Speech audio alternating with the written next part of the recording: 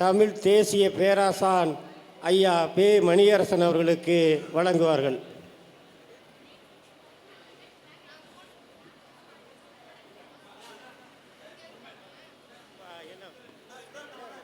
மேலே போங்க.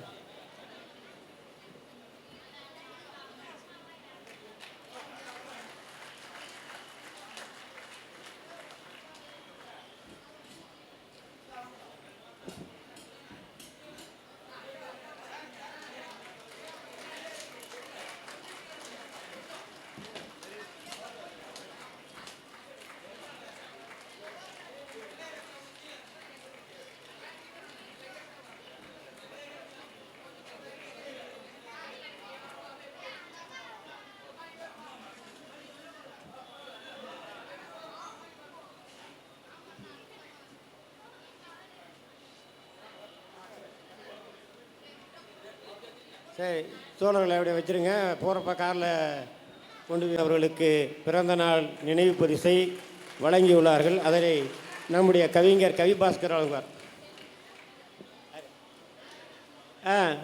அண்ணன் சீமான் அவர்கள் வழங்குவார்கள். கவிபாஸ்கர்.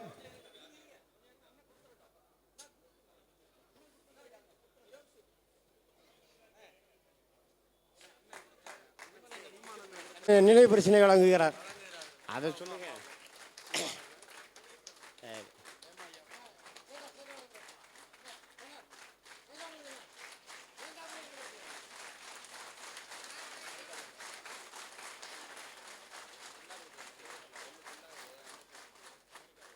கவிஞர் கவிபாஸ்கர் அவர்கள் நார்வே நாட்டிலிருந்து ஐயா ராஜரத்னம் வேலுப்பிள்ளை வழங்கியிருக்கிற நினைவு பரிசினை வழங்குவார்கள்.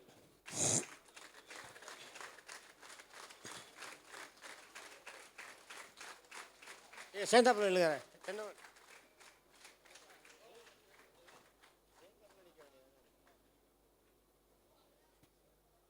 நாம் தமிழர் கட்சியினுடைய தலைமை ஒருங்கிணைப்பாளர் அண்ணன் செந்தமிழன் சீமான் அவர்கள் இப்பொழுது சிறப்பு பேருரை ஆற்றுவார்கள்.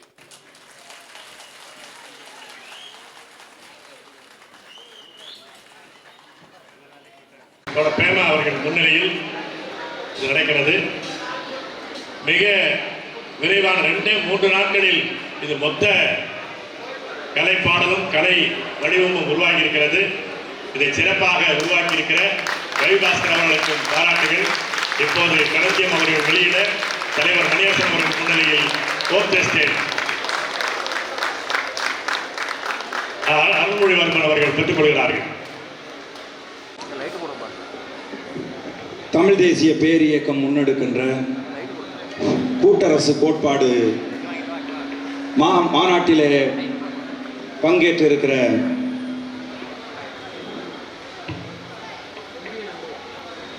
தமிழ் தேசிய பேரியக்கத்தினுடைய தலைவர் பே. மணியரசன் ஐயா அவர்கள், பேரியக்கத்தினுடைய பொதுச் செயலாளர் மதிப்புக்குரிய ஐயா கி. வெங்கட்ராமன் அவர்கள் உள்ளிட்ட அனைவருக்கும் காலை வணக்கம். இன்றைக்கு நம்முடைய தமிழ் தேசிய பேராசான் ஐயா மணியரசன் அவர்களுக்கு பிறந்த நாள் என்பதால் இந்த மேடையிலே ஐயாவுக்கு என்னுடைய பிறந்த நாள் வாழ்த்துக்களை தெரிவித்துக் கொள்கின்றேன்.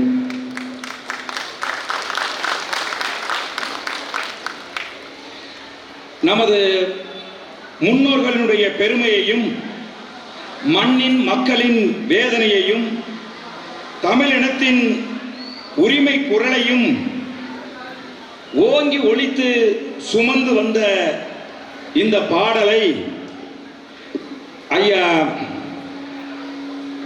ராச ரகுநாதன் அவர்கள் எழுதியிருக்கிறார்கள்.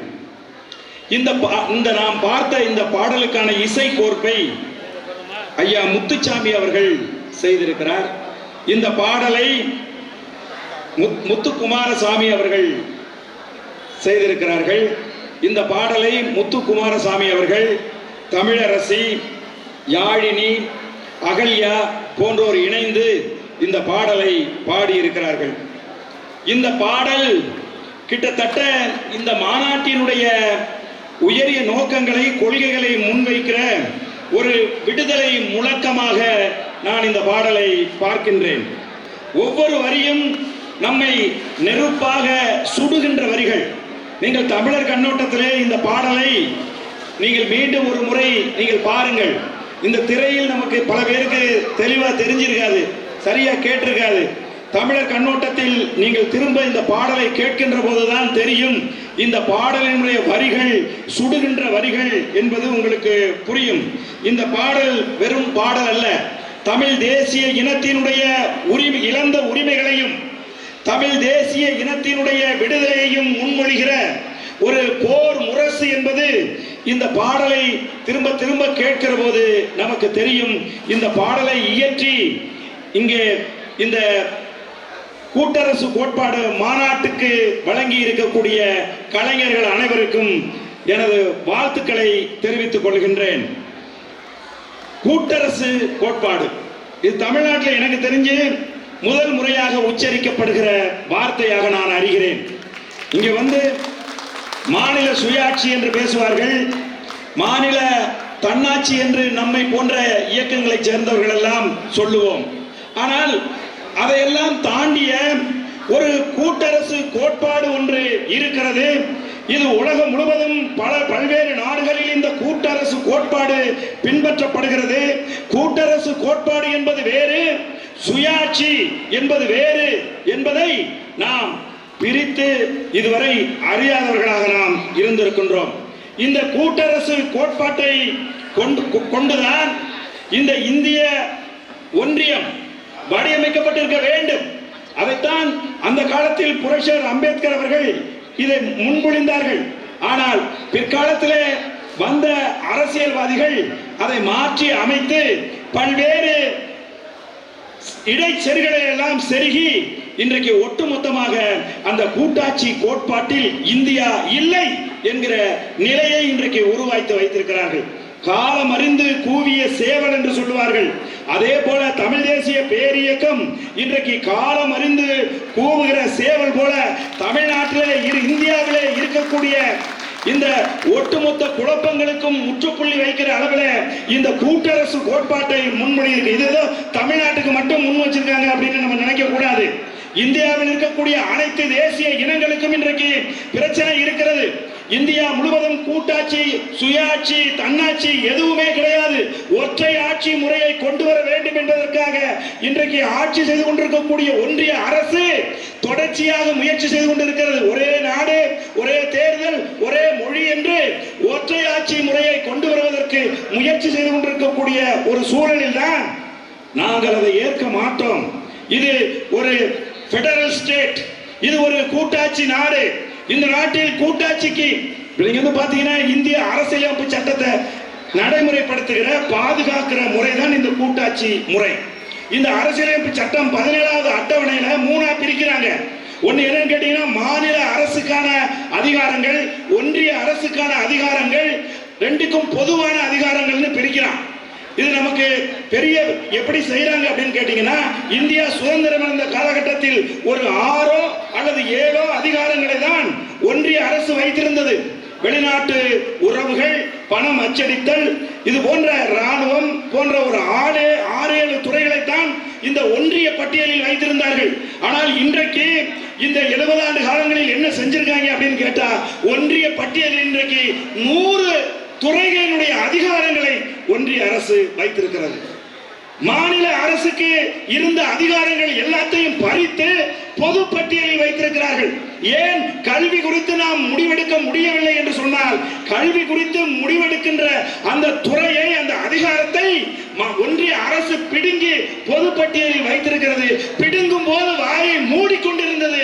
அன்றைக்கு ஆட்சி செய்த திராவிட ஆட்சியாளர்கள் எதுவும் சொல்லாமல் பிடுங்கும் போது கொடுத்து விட்டு இன்றைக்கு நிற்கிறான். ஒரு பாலஸ்தீன கவிஞன் சொல்றான், என் தாய் நிலத்தை யார் விற்றார்கள் என்று எனக்கு தெரியாது, அதற்குரிய விலையை இன்றைக்கு நாங்கள் கொடுத்து கொண்டிருக்கிறோம் என்று சொல்லுகிறான் ஒரு பாலஸ்தீன கவிஞன். நல்லா யோசிச்சு பாருங்க, நம்முடைய உரிமைகள் அனைத்தையும் எவன் விற்றான், எவன் இழந்தான், எவன் கையெழுத்து போட்டு கொடுத்தாங்கிறது நமக்கு தெரியாது. ஆனால் இன்றைக்கு நாம் அதற்கான தண்டனையை, அதற்கான விலையை இன்றைக்கு நாம் கொடுத்து கொண்டிருக்கிறோம். ஆகவே மாநிலங்கள் சுயமாக செயல்பட வேண்டும். மாநிலங்கள் அந்த மாநிலத்தினுடைய கலாச்சாரத்தை பண்பாட்டை இழக்காமல் இருக்க வேண்டும் என்று சொன்னால் இந்த கூட்டாட்சி கோட்பாடு என்பது மிகவும் முக்கியம். அதை முன்மொழிந்து தமிழகத்திலே முதல் முறையாக எடுத்து பேசுகின்ற தமிழ் தேசிய பேரியக்கத்துக்கு எனது வாழ்த்துக்களை கூறி விடைபெறுகிறேன். நன்றி, வணக்கம்.